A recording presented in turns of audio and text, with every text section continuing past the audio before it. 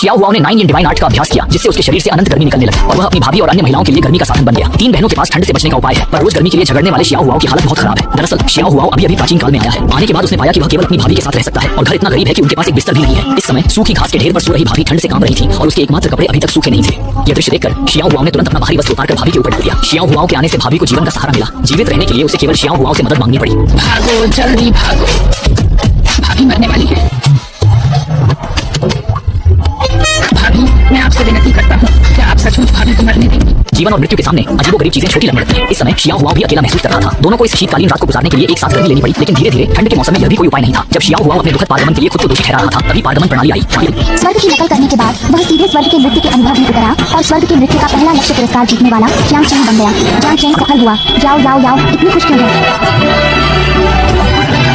Xiao हुआओ के पास 9 yin divine art था और उसने प्रभाव आजमाने के लिए बाहर जाने की तैयारी की। अप्रत्याशित रूप से उसने एक ही हथेली से विशाल चट्टान को चूर कर दिया। इससे शियाओ हुआओ निशब्द हो गया। छोटा हुआ बहुत खुश हुआ और उसने भाभी के लिए शिकार करने को 9 यांग शेनगोंग का उपयोग करने का फैसला किया। झांग वूजी ने कभी नहीं सोचा था कि उसका प्रसिद्ध 9 यांग शेनगोंग खरगोश मारने के काम आएगा। छोटे हुए के सटीक नियंत्रण से 9 यांग शेनगोंग ने काम किया। वह निराश नहीं हुआ।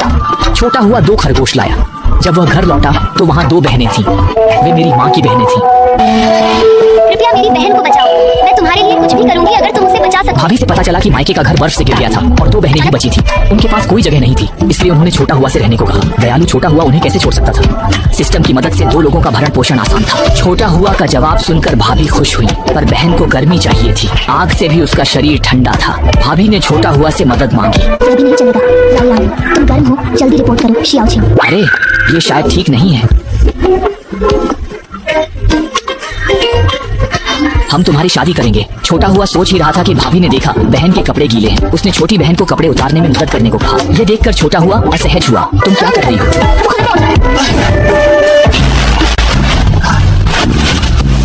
जीवन मृत्यु के सामने सताने वाली हर चीज छोटी है। उस युवक को बड़े हित के लिए खुद को बलिदान करना पड़ा। 9 यांग दिव्य कला वाले युवक का शरीर भट्टी जैसा गर्म था, जिसने बहन की ठंडक तुरंत दूर कर दी। पर जैसे ही बहन ठीक हुई, उसे सरकार उच्च सिर कर वसूलने आई है। एक व्यक्ति 3 या 4 चांदी के टुकड़े, तुम्हारे छोटे अंग सहित कुल 2 टुकड़े लो। ये कोई तरीका नहीं।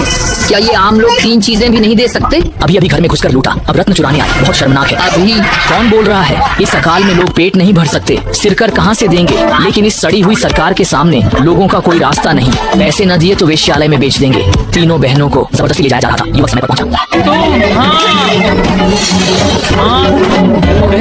मैं तुम्हें जाने नहीं दूंगा। न शादी की अनुमति है न जाने की। इतनी क्रूरता से कैद करने वाले इस युवक पर नरमी नहीं होगी। सबसे मजबूत राजवंश